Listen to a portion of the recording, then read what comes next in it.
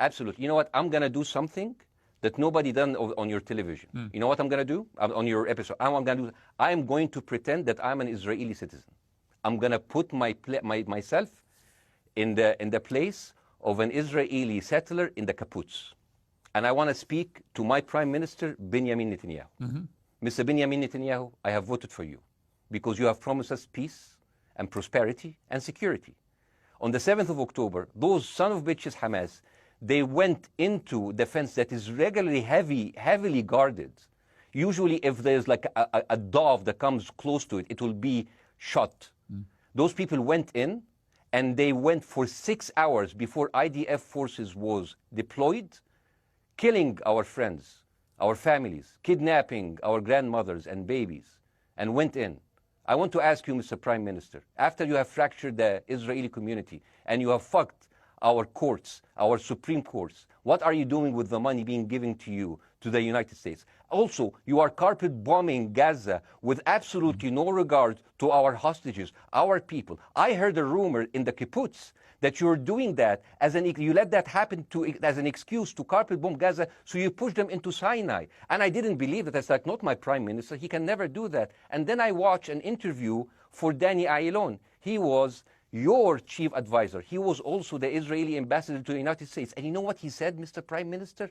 He said that the solution for those Palestinians is to go into a vast land of Sinai and live into tent cities temporarily, temporarily, wink wink, until we build Gaza again, and then we invite you back. يعني عبط احنا بقى. يعني فاهمني؟ We've seen this movie before. So يعني, and when I saw this, I couldn't explain to my fellows in the kibbutz, how come our Israeli government is trading human lives for another piece of land? So as an Israeli citizen, I need to hold my Israeli government accountable. And as an American citizen, I want to know all of these money that we are giving to Israel. We're giving them $4 billion every year. Joe Biden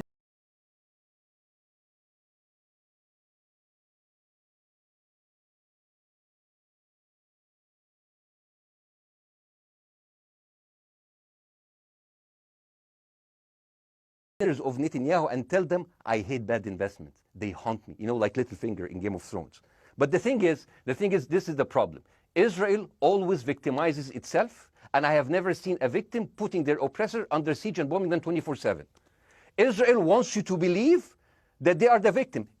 Dealing with Israel is so difficult. It's like being in a relationship with a narcissistic psychopath. He fucks you up, and then he makes you think it's your fault. All right, you look at Israel as Superman, but they're really Homelander. Wallahi, they are like they are shooting fish in a barrel, and they are annoyed with the splashes. Bassem, I want to say two things. One, if you could just slightly manage your language. We are uncensored, but if you keep swearing, I'm very sorry. We have to apologise to viewers who may be offended by that. I apologize. But I understand passions run high, so let's not get too bogged down about the odd swear word. I apologise to the viewers. I apologise to the viewers for my language. My second question is this: after the sight of dead civilians. After the break, we